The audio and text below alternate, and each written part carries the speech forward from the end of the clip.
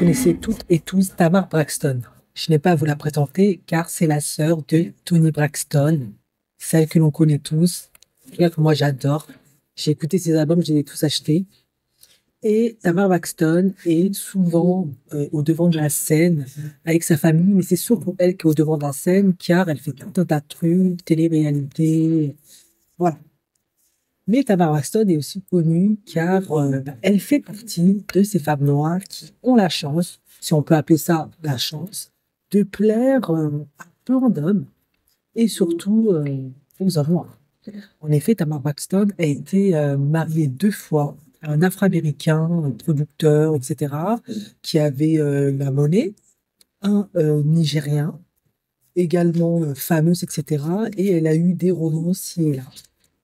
Mais ça n'a pas marché pour des raisons très précises. C'est que Tamar Braxton, en tout cas de ce que disent ses ex et ce que disent les gens, elle a un problème de santé mentale. Déjà, elle a un problème d'anxiété et d'instabilité mentale.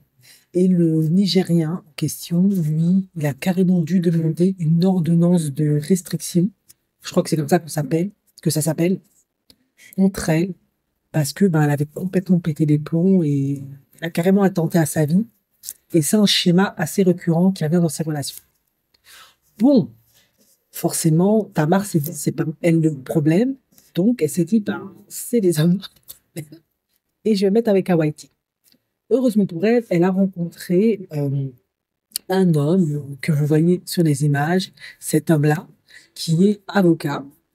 Et ben, ça a été une relation assez compliquée. Au début, ils sont sortis ensemble. Après, cet homme-là l'a trompé avec une magnifique autre jeune femme noire. Elle lui a pardonné et finalement, ils se sont mariés dans la foulée.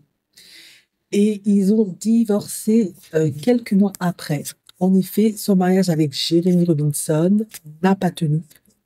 Mais après avoir divorcé, ils ont quand même décidé de rester amis parce que ben, ils partaient du postulat que on est des adultes, il faut qu'on réfléchisse quand même aux tenants et aboutissants de la relation, qu'on essaye un peu de comprendre le pourquoi du comment, mais on reste des amis.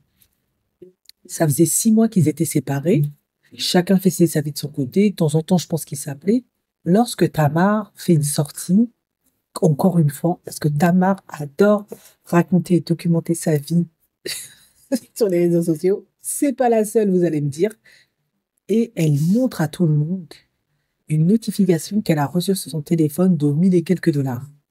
Jeremy Robinson est au Four Seasons avec une Chisa, une Go, en train de s'enjailler avec son argent. En effet, elle dit au monde entier, oui, on est séparés, on a décidé de rester amis, mais lui, apparemment, il est au Four Seasons avec ma carte de crédit en train de s'enjailler. Ben, lui, d'habitude, quand elle fait ses sorties, tonitruante, elle fait tout un tas de trucs. Après, je pense que c'est vrai. Elle doit avoir un problème d'instabilité mentale, etc. Comme je pense toutes les stars plus ou moins longs, en tout cas chez les Afro-Américains. Parce qu'elle est devant les écrans depuis qu'elle est petite. Il y a beaucoup de pression, beaucoup de stress. Elle doit tout gérer en live, devant le public, ses relations, ses divorces, ses enfants, absolument tout. Il n'y a pas vraiment de place à sa vie privée. Et puis, de nos jours, à cause des Kardashians, la télé-réalité a été complètement démocratisée et c'est le seul moyen de gagner de l'argent. Donc, plus tu montes ta vie, plus tu prends des risques de te prendre des commentaires négatifs, plus tu augmentes l'anxiété, euh, l'instabilité mentale, émotionnelle, etc. Lui, maintenant, il fait une sortie en disant, d'habitude, je ne dis rien, mais là, j'en ai marre, je vais parler. Bon. Lui, il dit que ça peut arriver, qu'il s'est trompé dans les cartes, que sans faire esprit, il a utilisé sa carte, que pour 1000 dollars, il n'y a pas la mer à boire, qu'il n'était surtout pas avec une Tisa, enfin, une Go, une autre nana, et que lui, ce qu'il n'apprécie pas, c'est le fait que elle raconte toute sa vie sur la place publique. Lui, il n'aime pas ça. Mais il lui tient pas rigueur parce qu'il sait qu'elle a des problèmes d'instabilité mentale et d'anxiété émotionnelle, anxiété et d'anxiété. Sauf que Tamar, dans son live, elle a dit, ouais, mais c'est trop facile. À chaque fois que le gars, il me trompe, ou il fait des trucs bizarres, et que je parle, il me dit, ouais, mais toi, t'as des problèmes mentaux, donc tu délires, etc. Et c'est vrai. Il a dit que Tamar a tendance à délirer, qu'elle est paranoïaque, etc. Bon, vous l'avez compris, Tamar, même si c'est une belle femme, qu'elle a de l'argent, qu'elle a eu beaucoup de succès, qu'elle a des hommes, on va dire, de qualité, de beaux hommes, ça soit autant chez les Blackies que chez les Whiteys, ben, ça marche pas, en fait. Et beaucoup de femmes noires espéraient qu'avec Jeremy Robinson, ça fonctionne, parce qu'on sait que le Black Love, c'est un peu compliqué, mais force est de constater que ça n'a pas fonctionné. Visiblement, là aussi, ça n'a pas marché. Maintenant, lui, il dit oui, qu'elle est instable émotionnellement, mentalement, c'est peut-être vrai, mais force est quand même de constater que celle qui prévoyait surtout plus dans cette relation, c'était elle. Donc, ça crée quand même un certain déséquilibre. Et lui, malheureusement ou heureusement, hein, comme vous voulez, il a un peu vu comme un chercheur d'or, finalement. Voilà, donc elle a été quand même avec des hommes blackis à succès, qui avaient de l'argent, voilà, qui géraient. Et avec le temps, elle se retrouve avec un homme whitey, certes qui est avocat, etc., mais qui a moins de revenus. Et lui, il aime bien allègrement profiter de la vie avec l'argent de Tamar, se dire ce qui est. En tout cas, il se fait pas chier, il se fait plaisir. Donc finalement, je m'interroge.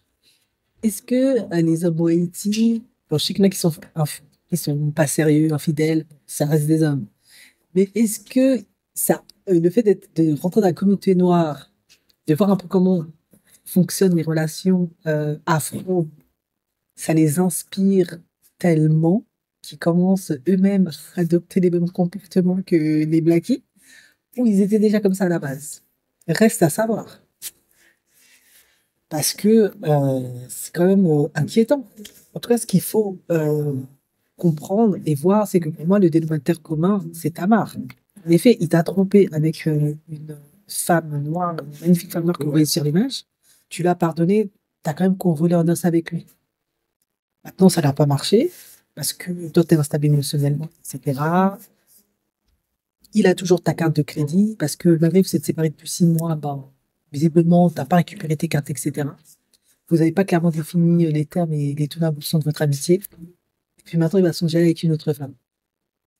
Bon, lui, il se dit, tu m'as déjà pardonné une première fois, tu vas me repardonner une deuxième fois parce que peut-être tu as peur d'être seul, de la solitude, de l'image aussi qu'on aura de toi, que de nouveau, c'est le troisième mariage en fait qui fonctionne pas. Ouais. Donc, ça revient toujours à ce que je dis, faites attention à la santé mentale, il faut vraiment faire attention. Parce que vous voyez maintenant, comme une Tamar, ça détruit vraiment tout sur son passage. Et ça n'arrange pas de se mettre de nouveau en relation avec des personnes qui vont encore plus créer l'insécurité en étant infidèles, etc.